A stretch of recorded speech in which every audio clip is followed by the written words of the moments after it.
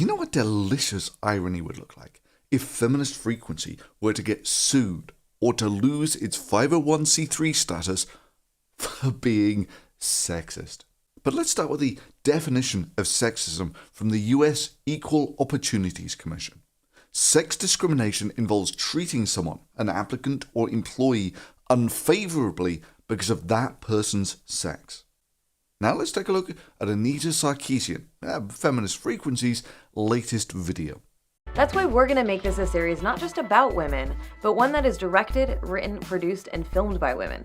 Even our crowdfunding platform is founded and operated by a woman. Again, it is generally illegal to discriminate on the basis of age, sex, religion, national origin, race or color, disability or genetic status. Common forms of harassment include disproportionately hiring members of one group, but one that is directed, written, produced, and filmed by women.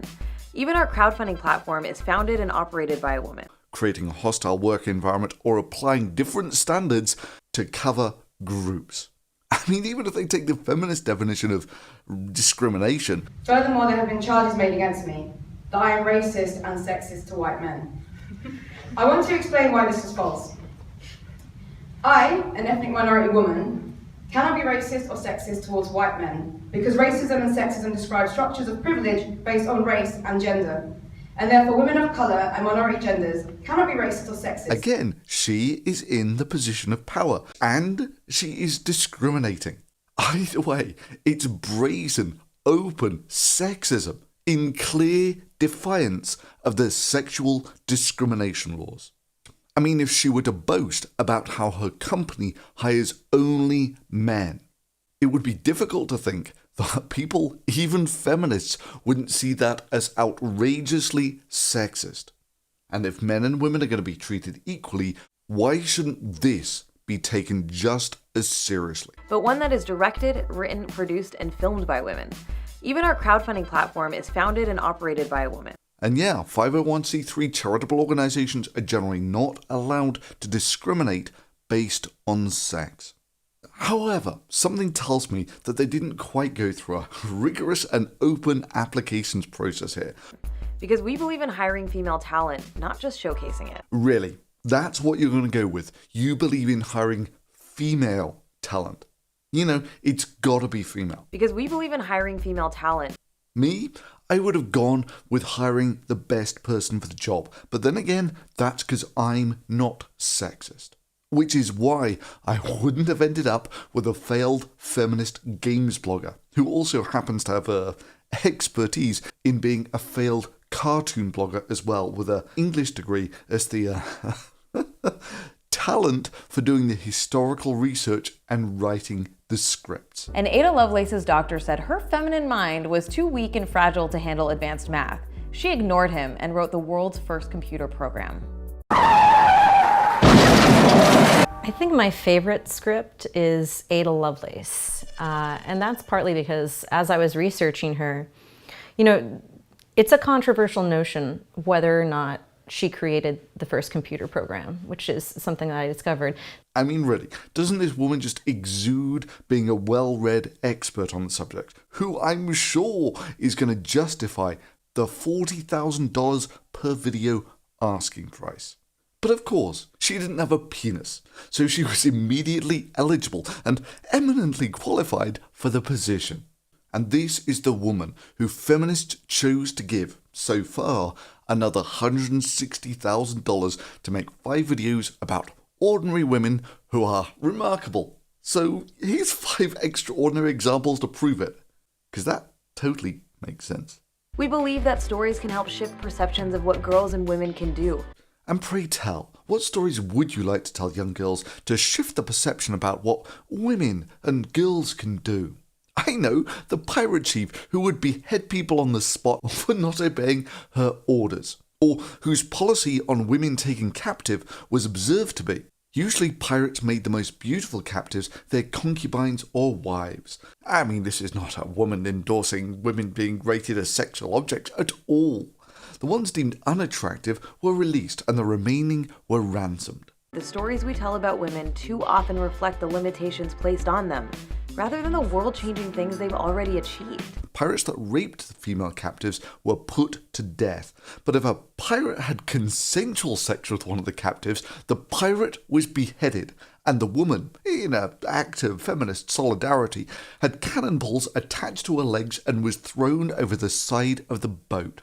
This ability to violate the bodily integrity of eroticized women for fun highlights two other insidious aspects of objectification, those being violability and disposability. Violability occurs when, as Nussbaum points out, the objectifier treats the object as lacking in boundary integrity, as something that it is permissible to break up, smash, break into. Had cannonballs attached to her legs and was thrown over the side of the boat. Please back this series at our crowdfunding page. With your help, we can change the story, and when we change our stories, we change the world. And then after running a pirate fleet for a while, decided she wanted to retire and run a brothel. You know, selling women as sexual objects. And then deliver them to a brothel or another pimp in return for a cut of their business. In these scenarios, instrumentality is heavily linked to the commodification of women. Since objects can be bought and sold, it follows that once women have been turned into objects, their bodies and sexuality can also be bought and sold. You know, selling women as sexual objects to be sexually objectified by men for cash. Yeah, Renita, that's right, that's the role model modern feminists need to be aspiring to. Or Lovelace, or more specifically, the Countess of Lovelace, who was by no means privileged or entitled by essentially being a princess. And of course, she used her white privilege to fight for the rights of women and minorities. No, she built up large gambling debts due to her successful gambling system, and then actually had to be financially rescued by a man. We believe that stories can help shift perceptions of what girls and women can do. But in the end, to her credit, she did actually do something of value with her life. Now that's an example first world feminists would have no interest in following. Because, you know, they would actually have to achieve something, you know, useful for mankind. No, we're first world feminists. Go Team Vagina. But one that is directed, written, produced, and filmed by women. Even our crowdfunding platform is founded and operated by a woman. Am I right? I could go on, but I think you get the point. Feminists have given her another $160,000 to do this. And yep, Anita had to squeeze really hard to get that far in a 30-day crowdfunder. She was flagging at about $40,000, which is still pretty bloody respectable, until 3 large donors put in about $65,000 between them.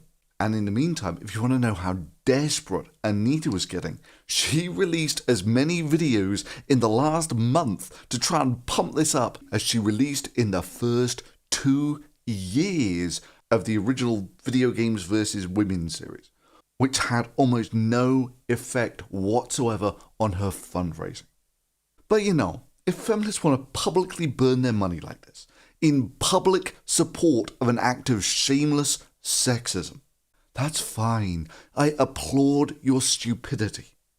Of course you have to have a vagina to understand feminist history.